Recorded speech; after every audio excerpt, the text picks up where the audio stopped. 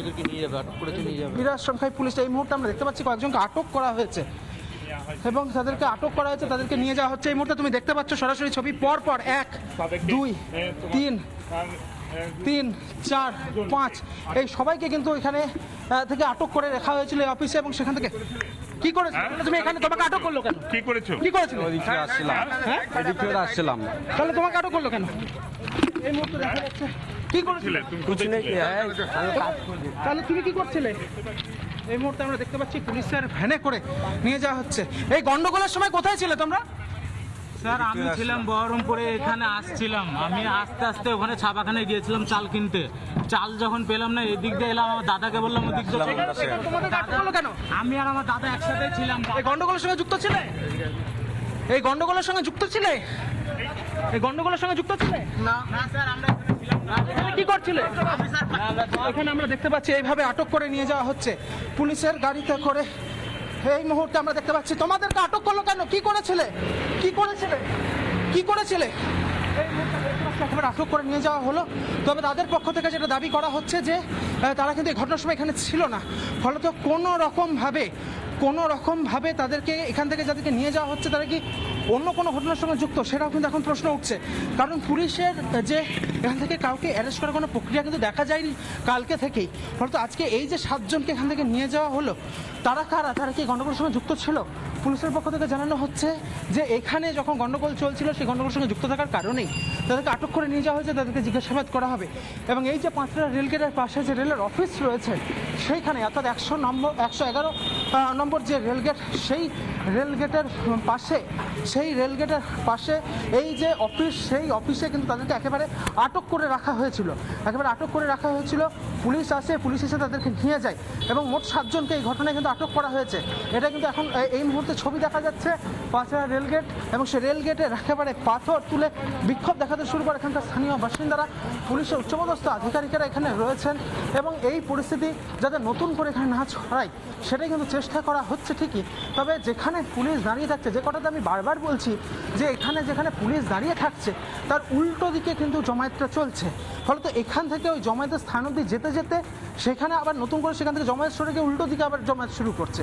অর্থাৎ যেটা মূলত ঘটনা ঘটছে যে এই যারা বিক্ষোভকারী রয়েছে, যারা আন্দোলনকারী রয়েছে, তাদের সঙ্গে কিন্তু টেলিফোনিক কথোপকথন চলছে।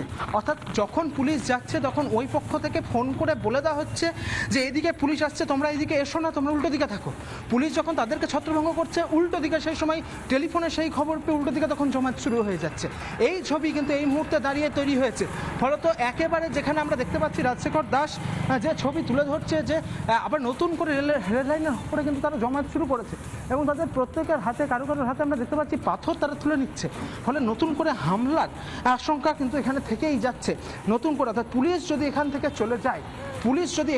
চলে যায় সেই ক্ষেত্রে কিন্তু নতুন করে আবারও হামলা হতে পারে বলে একেবারে আশঙ্কা করা হচ্ছে।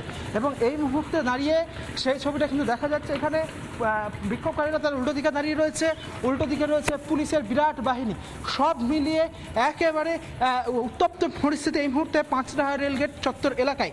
পুলিশের আধিকারিকরা রয়েছে, আরপিএফ রয়েছে, কমব্যাট ফোর্স রয়েছে, কিন্তু তারা থাকার পরেও যেভাবে নিজেদের মধ্যে সংঘবদ্ধভাবে মূলত এই গোটা চক্রান্তটা, এই গোটা গণ্ডগোলটা করা হচ্ছে, এমনটা কিন্তু ছবি একেবারে সামনে থেকে আমি দেখতে পাচ্ছি। যখন একদিকে পুলিশের বাহিনী যাচ্ছে, উল্টো দিক থেকে ফোন করে বলে দেওয়া হচ্ছে এদিকে পুলিশ আসছে, এদিক থেকে আমরা সরে যাচ্ছি, তোমরা উল্টো দিকে থাকো, উল্টো দিকে তোমরা জমায়েত করো। এবং বাড়ির ছাদে লোক দাঁড়িয়ে থাকছে। সেই বাড়ির ছাদে আমরা দেখতে পাচ্ছি তারা পুলিশের যে টহলদারি, সেই টহলদারির ওপর তারা নজর রাখছে। পুলিশ যেদিকে যাচ্ছে উল্টো দিকে ফোন করে দেওয়া হচ্ছে, তাদেরকে জানিয়ে দেওয়া হচ্ছে যে এদিকে পুলিশ আসছে, এদিকে তোমরা এসো না। ফলত তারা তখন উল্টো দিকে গিয়ে দাঁড়িয়ে থাকছে। পুলিশ যখন যাচ্ছে উল্টো দিকে জমায়েত চলছে। এই ছবি কিন্তু পরিবর্তন করা অত্যন্তই সমস্যার, যেটা জেলা পুলিশের কর্তারা বলছেন, যেটা জেলা পুলিশের একাধিক উচ্চপদস্থ আধিকারিকের সঙ্গে আমার কথা হচ্ছিল, তারা যেটা বলছেন যে এই ছবি কিন্তু ভয়ঙ্কর। কারণ কোথায় তারা দাঁড়িয়ে রয়েছে সেটা কিন্তু বুঝে ওঠাটা খুব সমস্যার কারণ। এবং একদিকে আমরা দেখতে পাচ্ছি যে দাঁড়িয়ে রয়েছে বিক্ষোভকারীরা দূরে, উল্টো দিকে পুলিশ দাঁড়িয়ে রয়েছে, আরপিএফ দাঁড়িয়ে রয়েছে। এবং যারা দাঁড়িয়ে থাকছে, যারা বাড়ির ছাদে দাঁড়িয়ে থাকছে, যারা বিভিন্ন জায়গাতে দাঁড়িয়ে থাকছে, তাদের হাতে কোনো রকম অস্ত্র থাকছে কিনা বা তাদের হাতে বোমাগুলি কিছু থাকছে কিনা সেইটা কিন্তু বুঝে ওঠা পুলিশের পক্ষে এই মুহূর্তে সম্ভব হচ্ছে না, কারণ এক একটা বাড়ির প্রায় 2তলা 3তলার ওপরে লোকজন তারা দাঁড়িয়ে থাকছে।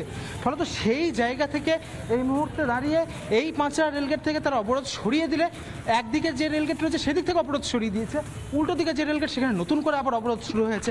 এইভাবে কিন্তু গোটা ঘটনাটা চলছে। এই মুহূর্তে আমি আবারও ছবি দেখানোর চেষ্টা করব।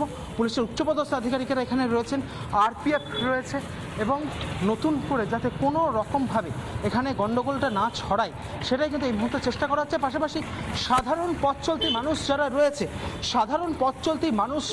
যারা রয়েছে তাদের যাতে যাতায়াতে কোনো সমস্যা না হয় সেটাও কিন্তু নজর রাখা হচ্ছে। কারণ এই যারা আন্দোলনকারী, যারা এই বিক্ষোভের সঙ্গে যারা যুক্ত থাকছে, তারা কিন্তু বিভিন্ন জায়গাতে ছড়িয়ে ছিটিয়ে লুকিয়ে থাকছে, এবং পুলিশ যাচ্ছে তারা তখন লুকিয়ে পড়ছে, উল্টো দিকে যখন পুলিশ আসছে তখন আবার তারা বেরিয়ে পড়ছে।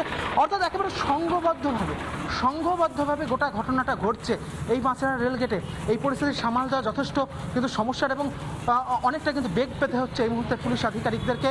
এই মুহূর্তে দাঁড়িয়ে পাঁচড়া রেলগেটের পাশে বিরাট পুলিশ বাহিনী, র্যাব দাঁড়িয়ে রয়েছে, কিছুটা দূরত্বে এসপি, অতিরিক্ত পুলিশ সুপার, অ্যাডিশনাল এসপি তারা এখানে দাঁড়িয়ে রয়েছে।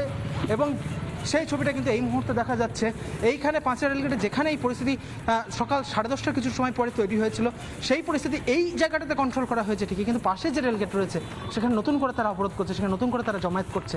ফলে তাদেরকে এখান থেকে একেবারে সরিয়ে ফেলাটা তাদেরকে কিন্তু পুলিশকে বেশ কিছুটা বেগ পেতে হচ্ছে, এবং সেটা অত্যন্ত সময় সাপেক্ষ বলে পুলিশ আধিকারিকেরা মনে করছেন। ইনভার্সিস আমাদের সঙ্গে থাকো। নানা ধরনের কন্টেন্ট দেখার জন্য লাইক করুন, শেয়ার করুন আমাদের ফেসবুক পেজ, সাবস্ক্রাইব করুন আমাদের ইউটিউব চ্যানেল। পাশাপাশি অন্যান্য ব্রেকিং নিউজের জন্য অবশ্যই চোখ রাখুন রিপাবলিক বাংলায়।